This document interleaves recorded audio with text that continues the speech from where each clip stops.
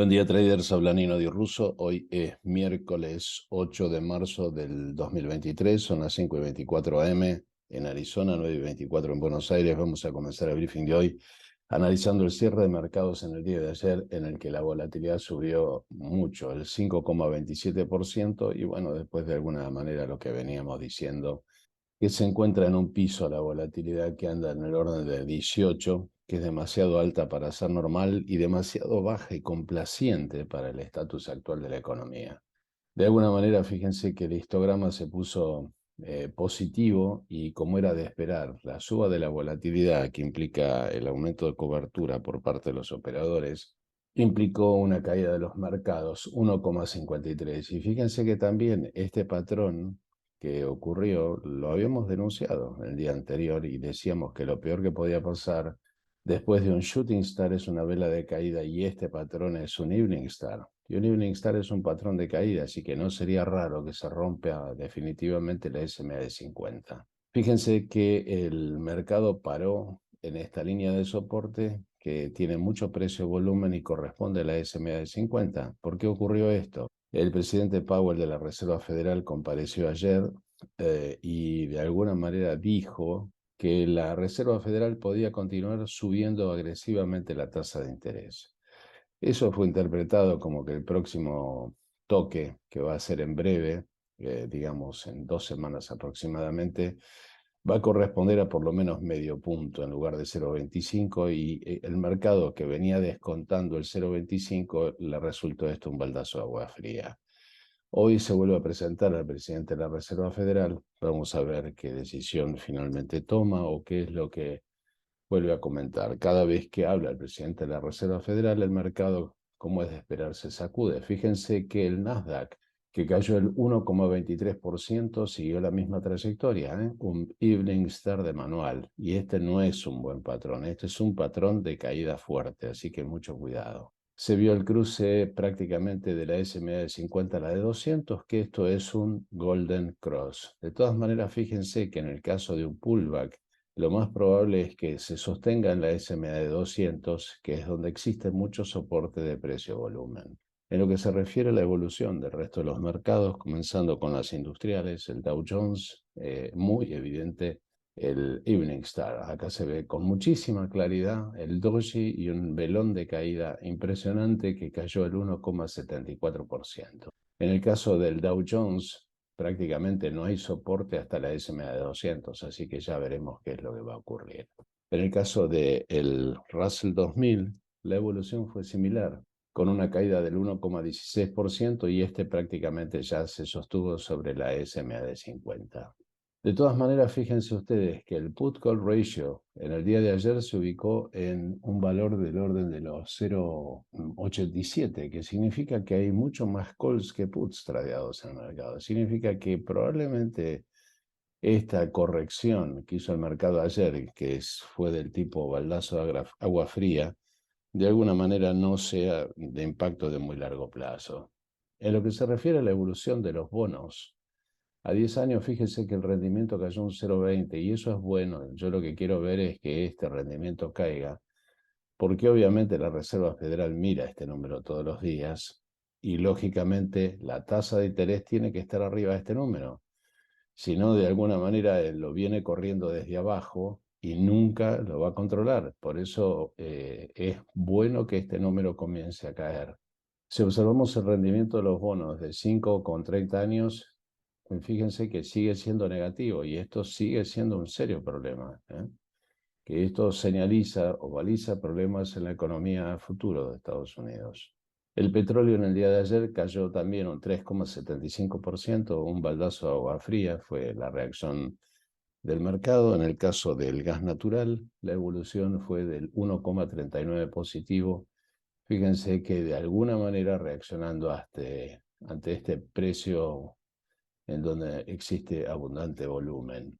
Las criptomonedas esta mañana un 0,66 abajo en el caso de Bitcoin, en el orden de los $22.000 aproximadamente, 22.054 para ser exactos. Está en un proceso de Blue Ice Failure, esto ya lo veníamos anunciando hace varios días. En el caso de la otra criptomoneda relevante que es Ethereum, la evolución esta mañana es del 0,32. Los dos valores que acabo de dar son de este momento exactamente. En el caso de los metales de cobertura, comenzando con el oro, ayer 1,75 abajo, una baja muy pronunciada, y en el caso de la plata, la evolución fue similar con una caída del 4,5%. En cuanto a las empresas que explican el 50% del Nasdaq, empezando por Amazon 0,21 abajo, fíjense que está en un Blue Ice Failure clásico, así que probablemente pueda seguir cayendo. En el caso de Meta, ex Facebook, 0,21 abajo, muy exuberante, fíjense dónde anda el RSI. De todas maneras está en un proceso de Golden Cross de largo plazo. En el caso de Netflix, 1,14 abajo, un papel que venía hace rato moviéndose en un canal ascendente. Bueno, el soporte del canal se rompió y está en un Blue Ice Failure clásico. Microsoft 1,06 abajo, un Evening Star, así que esto no anuncia nada bueno. En el caso de Apple, la evolución fue similar, con una baja del orden del 1,45% y también un Evening Star, así que cuidado con este tipo de patrones. Tesla 3,15 abajo.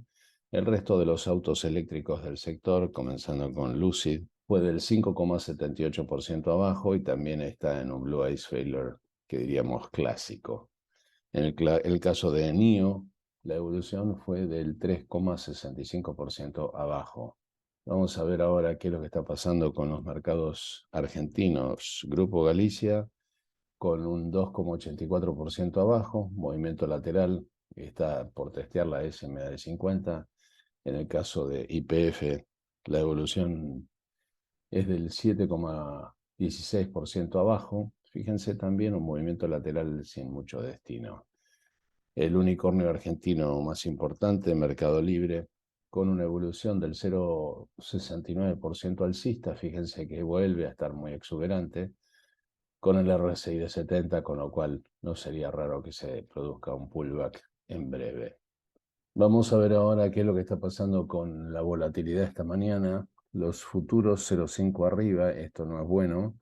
De todas maneras, fíjense que la volatilidad en este valor lo que está haciendo es metiéndose en la trampa de la EMA3 y la EMA8 debajo del Volatility Stop y del Trendinator. Está en un patrón de falla todavía. O sea, de las 4 condiciones que necesita para una falla, tiene 3. Así que no está todo perdido. Probablemente la volatilidad caiga y de alguna manera el mercado reaccione. Fíjense que lo que juega en contra de lo que acabo de decir es precisamente el rumbo que está teniendo en este momento el Commodity Channel Index de la volatilidad, que es alcista y cruzando el 100 negativo con pendiente positiva, y todos sabemos lo que significa eso, ¿no? Es una alza de largo plazo.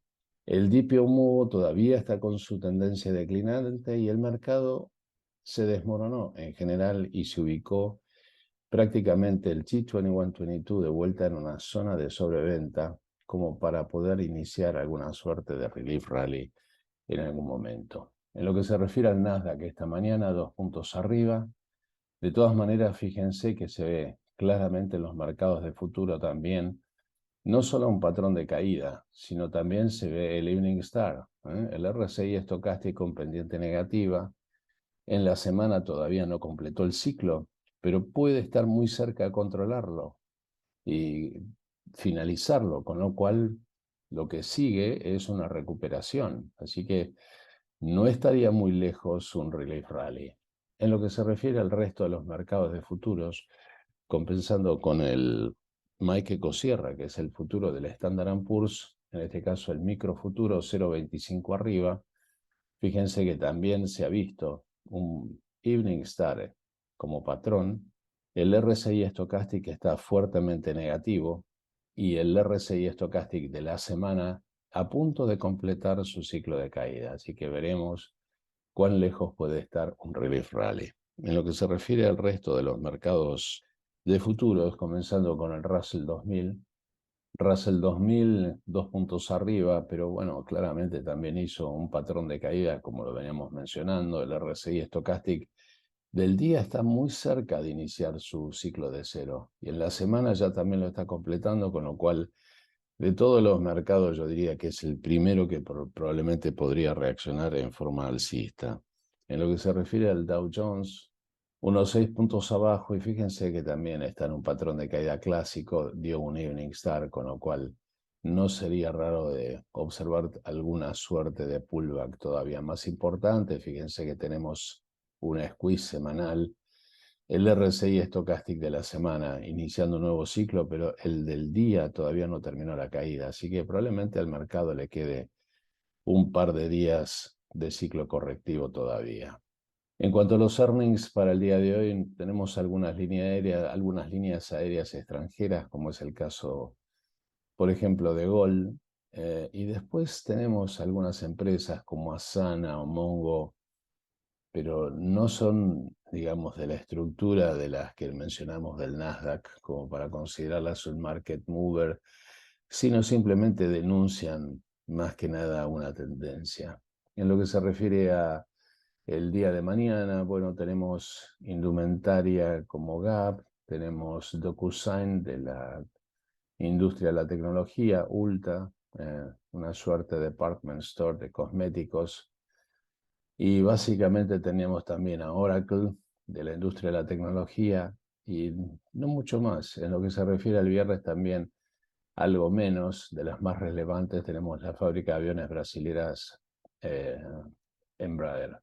De las cosas más relevantes que van a suceder hoy, en principio los datos de la economía que sí son market movers, está la variación del empleo no agrícola, la encuesta Holt de empleo.